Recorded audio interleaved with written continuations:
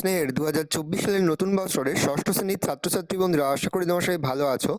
আজ আমরা যে বিষয়টি নিয়ে আলোচনা করবো ষষ্ঠ শ্রেণীর থার্ড সামেটিভ অর্থাৎ ফাইনাল পরীক্ষার ইংলিশের কোশ্চেন পেপার নিয়ে।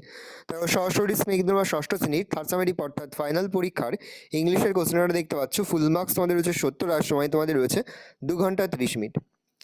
দেখে নাও, খুব ভালো করে তোমরা কিন্তু সিনের প্যাচটা পড়ে নেবে, তারপরেই কিন্তু প্রশ্নের উত্তরগুলো শুরু করবে। একের দাগে মোট তোমাদের পরপর 3টি প্রশ্ন দেওয়া রয়েছে, প্রশ্নের মান রয়েছে 2 করে। তারপরে দেখো ডি এর দাগে রয়েছে match the following words in column A with column B, প্রশ্নের মান রয়েছে।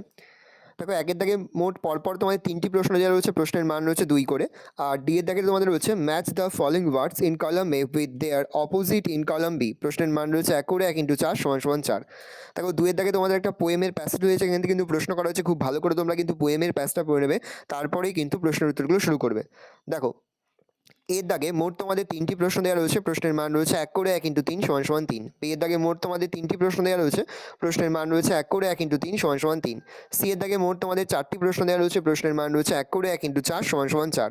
3 এর দাগে মোট তোমাদের 4টি প্রশ্ন দেওয়া রয়েছে, প্রশ্নের মান রয়েছে 1 করে 1 × 4 = 4। 4 এর দাগে মোট তোমাদের 5টি প্রশ্ন দেওয়া রয়েছে, প্রশ্নের মান রয়েছে 1 করে 1 × 5 = 5। 5 এর দাগে মোট তোমাদের 5টি প্রশ্ন দেওয়া রয়েছে, প্রশ্নের মান রয়েছে 1 করে 1 × 5 = 5।